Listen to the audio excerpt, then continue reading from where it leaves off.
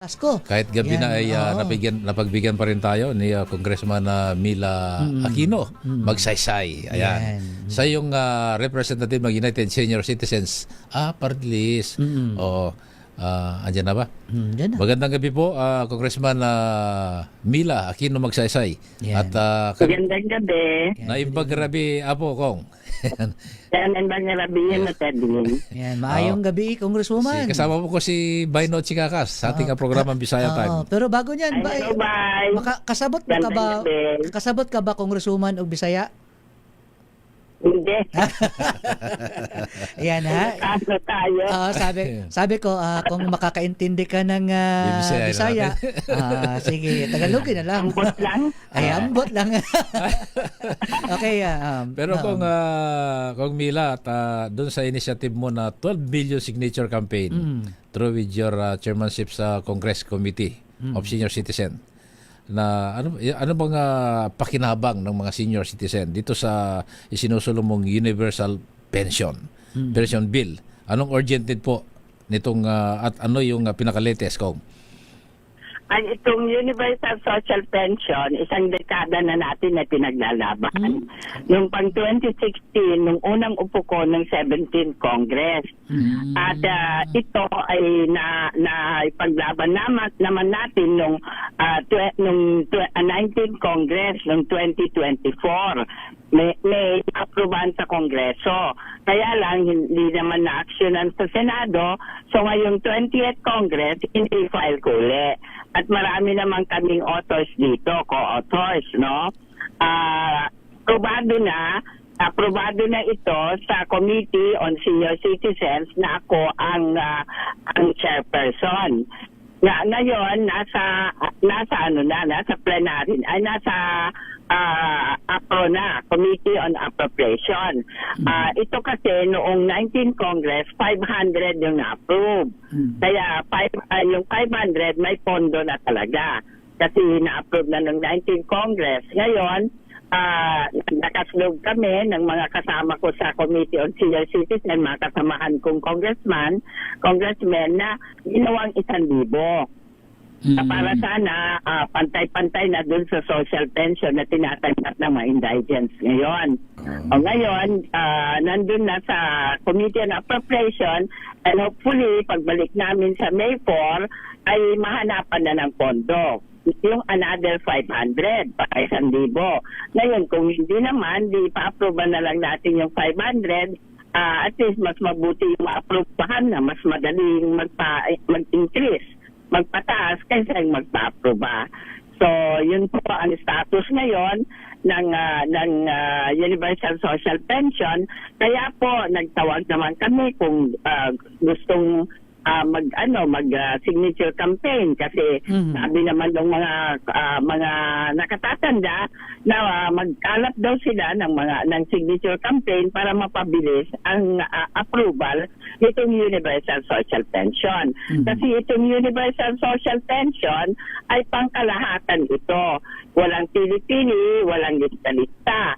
Ito ay basta 60 years old ka na pataas, mayaman ka man, mahirap, may pension ka na tinatanggap, SSS, DSIS, at kung ano pang pension sa gobyerno, kwalipikado ka na tumanggap ng buwanang pension pag ito ay naisabatas na. Ang kalahatan ito. Wala nang pili-pili, wala nang lista-lista. So, importante, magparehistro po tayo sa NCSC, sa National Commission on Senior Citizen. Meron naman na po tayong regional offices. Ngayon, kung hindi naman po, kung saan po kayo bayan na nakatira, magparehistro po kayo sa OSCA. Sa OSCA kung saan ang bayan ninyo. No? Para sa ganon, ay maibilang kayo na senior citizen. Para kung ma-approve na po ito, may sa batas na, ay kasama na po kayo. Automatic na po ito. So pagdating ng 60 years old, no matter what, kasama po ba dito yung kung yung wala kang o may pension ka sa trabaho, tapos pwede ba 'yon, Kong? Yes. Yes, yes. Kasama dito yung mga nagpe-pension ng GSIS, SSS at kung ano pang pension ng gobyerno. Kasi Okay. sabi ko, hindi naman bigay ng gobyerno yung pension nila, kundi pinaghirapan nila. Oo. Na nung mga kabataan nila, nagtatrabaho sila, nabawas sa sweldo nila. At ito ngayon, yung ine-enjoy nila na pension dahil pinagtrabahuan nila ito. Oo. Kaya naman, bakit naman sila madi-discriminate dito sa Universal Social Pension, hindi naman talaga bigay yon kundi pinaghirapan nila. So, dapat kasama din sila dito sa Universal Social Pension. Pagkalahatan na ito, wala nang pili-pili, wala nang lista-lista. At bakit Kong, napakahirap ba ipasa yung bill na yan? Yung paano ang nakikita yung problema? Budget or Malaki masyado kasi ang kailangan budget. Mhm. Talagang kung ma-approve ito na ang pinakamalaking budget na may budget ng gobyerno. Kasi ano to, mga nasa 100 billion ang kailangan. At saka mabigyan lahat. Kasi sa ngayon, yung indigents, mga 50 billion yung ano nila, yung pondo. Kaya 4 million 187,000 lang ang nagpe-pension ngayon. Kasi mga indigents, ang ibig sabihin, yung walang-wala, walang mapagkuhanan, walang sumusuporta at masasaktin. Yun ngayon ang nagpe-pension na 1,000 isang buwan. Oo. Pero itong Universal Social Pension, lahat na. Lahat ng Lahat na nagtatanda ito. ay magpe-pension So, na. magkano- we need more or less about 40 billion pa. So ang Sa magiging 500 lang yun sa 500. sa 500. lang. So 1,000 ngayon tapos plus dagdag na 500 pa. Yes, kung 1,000 kaya sa tingin ko nahihirapan yung appropriation na hanapan uli yung kadagdagang 500. So kung hindi talaga ipapa-approve na lang yung 500, at least mas madali Oo. magtaas. Initial Kasi may lang muna. provision naman kami doon na itataas yearly ng 250 pesos. So 2 taon lang naman magpapantay na 1,000. Wow. So initial lang muna, down payment muna na 500, At least, parang ganon. At least nakita po ng taong bayan na yan ay pinagsisikapan yung may sa katuparan, may sa Yes. batas. Oo. Kung hindi man o kalahati man, at least may May inaasahan. At Yes. siyempre kapag naibigay yung kalahati, Taon-taon na increase. Alam nyo kung hindi lang kami ni Bay, medyo malayo-layo pa kami maging senior, pero nakikita ko na kung na ngayon ay talagang inaabangan na ng ating mga kababayan, lalong-lalo na yung walang-wala the poorest among the poor talaga. at least may inaasahan. Hindi naman kayo. Baka pag kayo ay senior na, baka Yes. at least 2,000 na Malaki na. di ba? Oo, alam mo kung kaya ito yung mga programa na dapat talagang bigyan ng paglaanan ng pondo ng pansin ng ating Correct. mga kasamahan mo sa mga mambabatas, dahil sila naman ay wala pang senior pero darating din sila na magiging senior citizen. Yes, oo. At saka lahat naman, dadating tayo dyan, di ba? How about doon kung sa bagay ang party list po ninyo ay sa senior citizen, pero nagtatackle din po ba kayo para sa mga PWD naman? Ay, oo. Oo. Ang PWD at saka solo parents na mga bills, sinusuportahan ko Wow. din. Oo. Tsaka, kung nakikita ko na ikagaganda ng ating bansa, sinusuportahan ko. Alam nyo kung dahil kami ni Bay Edwin, ako, taong kalsada talaga kami, nakikita talaga namin yung mga Kalagayan. hinaing sitwasyon, kalagayan ng ating mga kababayan, yung walang-wala, lalong-lalo na yung mga PWD, yung mga may kapansanan, yung may mga lumpo talaga na kailangan talaga ng aruga ng kanilang pamilya pero naitsapuera dahil walang-wala eh. Hirapan. Pareho silang hirap na alam hirap mo, sa buhay. Totoo yan. Oo. Kaya, alam mo, kagaya ninyo, nag-iikot din ako ng buong Pilipinas. Nakikita ko talaga ang problema, ang kahirapan ng buhay. Kaya yan ang sinisikap ko na lahat ng pangangailangan ng mga nakatatanda, lahat ng ikagagaan ng buhay nila ay paglalaban ko para makuha namin, Wow. para gumanda ang buhay ng mga nakatatanda, Yes. lalo na sa kalusugan nila. Yan, tamang-tama yan na kung kahabang nandyan ka, samantalahin mo talaga ang mga kasamahan mo, talagang ma-encourage mo sila na talagang pondohan yung mga ganitong mga programa dahil ito po talaga ang nakakatulong doon sa mga mababang sektor, lalong-lalo na ba yung tumanda ka, wala namang SSS, wala ka Wala. namang pension, Totoo. tapos plus pagdating ng ganito, may inaasahan ka na kahit papaano, mapapagaan yung iyong mga gastusin, pambili ng gamot, pambili ng pampa-check up kung ako ano man. Parang ano na rin to eh. Kung ikaw nasa ibang bansa, Totoo yun. kapag na senior ka na, meron ka ng regular na tinatanggap. Correct. Lahat meron eh. Ibig sabihin, Oo. so makikinabang kahit yung magsisenior pa lang. Marami tayong batas na ipinaglalaban ko na ikagagaan talaga ng buhay ng mga tao. At hindi lang ay ng mga senior citizen at hindi lang naman sa batas. Ina-actionan ko din ito sa pamamagitan ng pakikipag-usap sa PhilHealth at sa Department of Health. Para sa ganon ay lahat ng pangangailangan ng mga nakatatanda sa kanilang kalusugan maibigay ng gobyerno. Ito, Singit ko lang, Bay. Kung meron po ba kayong target na dapat maipasa na ito at pag naipasa ay mapirmahan na agad ng Pangulo? Yung Universal Social Pension? Yung bill. Na Universal Social Pension? Yes, kung. Well, I hope and pray that by the grace of God ay maaprubahan itong taon na ito. Kasi wala naman ako nakikitang problema sa Senado ng pag-aproba sa Senado dahil 3 senador yata ang nag-file ng parehong bill at pinag-uusapan na rin doon. Wow. Kaya hopefully by the grace of God ay maano natin itong taon na ito para by next year early next year ay mapakinabangan na ating mga nakatatanda. Ito kung yung mga nakikinig sa atin at may tanong sila at meron daw ba tang percentage as to accomplish gathered signature para sa campaign na ito? Ano yan? Meron po ba tayong percentage, no? As to accomplish gathered signature para sa campaign na ito?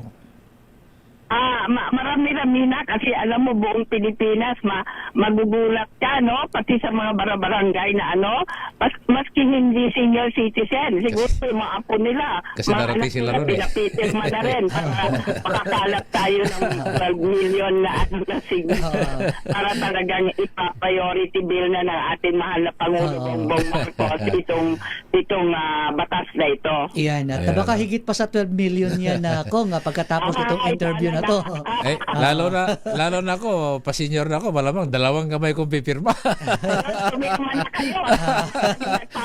Alam mo, Diyan, kung nagkakalap ng signature sa buong Pilipinas. Ayun, Ayan, magandang panukala. Itong programa itong panukala ni Kong Mila Aquino Magsaysay, ito hindi publicity, kapakinabangan ng mga senior at yung mga magiging senior at yung sa susunod na henerasyon. Yan ang malinaw doon. Yes, oo, pakikinabangan nila.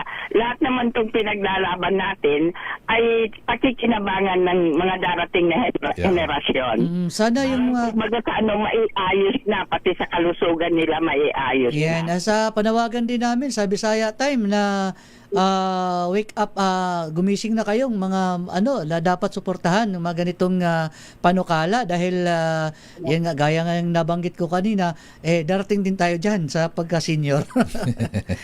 Yes, at saka magandang balita, para sa mga nakatatanda na aprobado na po Nako. sa Kongreso at Oo. saka sa Senado yung Philippine Geriatric Center. Aba. Ibig sabihin po noon ay magkakaroon na kami ng specialty hospital para lamang sa mga nakatatanda. Wow. Good news yan, ah. Yes, Nako. aprobado na. At alam ko na pag katapos ng VICAM namin ay maaprubahan ng ating mahal na Pangulo Bongbong Marcos dahil priority bill niya ito. Dahil gusto niya maalagaan mabuti ang mga nakatatanda. Wow, So, kaya good. priority bill ito. Oo, so mabilis ang pagka-aproba. At ang kagandahan nito, lahat ng government hospital ay magkakaroon ng geriatric ward Wow. para may sariling kalalagyan ang mga nakatatanda pag sila'y magkasakit sa Iyon. kanilang probinsya, sa kanilang lugar. Maganda. Ganda Ngayon yan, ko lang narinig yan ko, ha? Dahil kahit papano sa emergency room, hindi na maitsapuhera yung mga senior. Oo. Mga senior. May exclusive. Oo. Exclusive room sila. Talaga Oo. naman yan, talaga ang sinisikap ko Yan, habang nandito ako, habang Oh. ako yung humihinga, ipaglaban ko talaga Yan. ang ikabubuti at ikagagaan ng buhay ng mga nakatatanda, Yan, pati oo. sa nilang karapatan at kapakanan. Congratulations for that, Kong. Ano po yung mensahe po ninyo ngayon? Apila nyo po sa ating mga kababayan, lalong-lalo na sa ating mga lolo at lola, senior citizen. Go ahead, Kong. Alam mo, dyan, may oras pa ba tayo? Yes, go ahead. Oo, kasi gusto ko lang ibalita sa kanila, baka hindi pa nila naririnig ito, na libre na po lahat ang dialysis. Oh. Kasi noon po, Ayos, ay treatment lang 3 times a week ang binibigay ng PhilHealth. Aha. Tayo po ang bumibili ng gamot at mga gamit. Kuminsan umaabot ng 1,400 kasi ang package ng PhilHealth noon ay 4,000 lang. Ngayon po, umpisa po noong October 2024, ito naman po ang nahingi natin sa presidente ng PhilHealth na ibigay na lahat na libre. Kaya ngayon, ang package ng dialysis ay 6,350. So, ibig sabihin, libre na po lahat, pati gamot, pati gamit na dialyzer, lahat po ay libre na. Wala na pong alalahanin ang mga nagda-dialysis, wala na po kayong babayaran dahil libre na po Yan. lahat ito. Sa lahat po ito, Kong? Yes, sa government hospitals at sa private and private hospital and private clinic na accredited ng PhilHealth. At saka, Na po lahat ang dialysis. lahat po ito, Kong, hindi lang sa senior o sa senior lang ito? Senior. senior. Senior. Ayan na. Oo. Saka members ng PhilHealth. Members ng PhilHealth. Yes, oo. Saka meron tayong programa ng ating mahal na First Lady, Lisa Araneta Marcos, yung dating konsulta. Ngayon, Konsulta. pinalawak ng PhilHealth ay kaya ngayon yakap program. Yakap program. Ito ay libre check-up, libre laboratories, at saka may 20,000 na libreng gamot sa isang taon na maa-avail ng mga senior citizens at saka mga members ng PhilHealth. So ito po ay libre po lahat. So ang importante po, magparehistro kayo. Tingnan ninyo yung website ng PhilHealth, makikita ninyo lahat yung listahan ng Yakap Clinic. O kaya lahat ng government hospitals kasama sa Yakap Clinic, at itong mga clinic na ito ay kung saan kayo malapit, doon kayo magpa-register para sa ganon ay ma-avail na ninyo yung libreng check-up, libreng laboratories, at saka libreng gamot na 20,000 sa isang taon. Yan po. Pati maintenance po nyo, pwede na ho nyo makuha dito. Napakalinaw ang mensahe ni Kong Mila. Isa pa po. Aba, may isa pa. Okay. Programa naman ito ng ating mahal na Pangulo Bongbong Marcos. Yung tinatawag na Zero Balance Policy. Ito ay lahat ng DOH, lahat ng Department of Health Hospitals. Marami naman po dyan sa probinsya, yung mga regional hospital, o basta Department of Health po na hospital. Kung kayo po ay ma-hospital at sa ward po kayo, maski ano pong gawin sa inyo, operation, lahat, pati gamot, lalabas po kayo na walang babayaran. Yan. Libre po ito. Maganda yan. Parang panatag na yung mga kababayan Mga natin. senior. Dati Yan, kasi pag may sakit, parang takot na takot pumunta sa ospital dahil una isipin nila, wala pang bayad, walang pagkunan, mahirap ang buhay. Sabi nga dito, Mabuti rin yung nalalaman. Yes. Nalalaman ng lahat ang binibigay na ng gobyerno para maano nila, ma-avail nila ito, para mapakinabangan nila ito. alam mo, Kaya lang, sa ngayon lang po, kasi inaayos na po yung LGU Hospital. Sa ngayon lang po, DOH Hospital lang po. DOH Hospital. Yung, yan, oo. Naku, maraming salamat Kong dahil ako ngayon ko lang din narinig yan. Mukhang mayroon na tayong pagmamayabang doon sa mga humingi ng tulong. Oo, Ano na, hindi na rin natin sasabihin na mahal magkasakit. Kasi meron na pong tulong ang gobyerno. pero na wag naman libreng magkasakit. wag naman magkasakit. Pero in case lang po magkasakit, ay panatag na po ang loob nyo. Malinaw napakalinaw. Hospital na po kayo na libre. Yan. Okay, so kahit paano narinig nila ngayon at panatag na yung ating mga kababayan, lalong-lalo na yung senior citizen na talagang sinusuportahan nila ng boss. Yan. Maraming salamat Congressman. At good evening. Edwin sa kabayan. May pag-arabi, kinyayo apo Kong. Yung ito, ang masasabi ko lang sa ating mga minamahal na sa United Seniors ay andito po ang inyong kapatid, si Mila Aquino Magsaysay ng United Senior Citizens Party List na nakikipaglaban sa inyong karapatan, kapakanan, benepisyo at pribilehyo. Ito po ay asahan ninyo. Hindi po pangako po ito dahil ginagawa ko na po. Thank you so much, Congresswoman. Salamat din sa oportunidad. Sana mauulit pa Yes, ito. you're always welcome, Congresswoman. Lalo na sa mga Anytime. public service. Yeah. Welcome po kayo lagi sa amin. Salamat. Thank you. Magandang gabi. Ayan, good evening rin. bless. God bless. Si Congresswoman Mila Aquino Magsaysay ng ang representante ng United United Senior Citizens Citizens Party List. Ngayon ko lang narinig yung, alam mo, ang daming lumalapit sa atin. Alam mo, lagi natin sinasabi, hanap tayo ng malapitang mambabatas para magamot yung inyong sakit. Yun pala, abay, meron ako isasagot. Pumunta kayo sa mga public hospital na sa ilalim ng DOH at huwag kayong mag-alala. Dahil may panukala, merong batas. No. Libre kayo.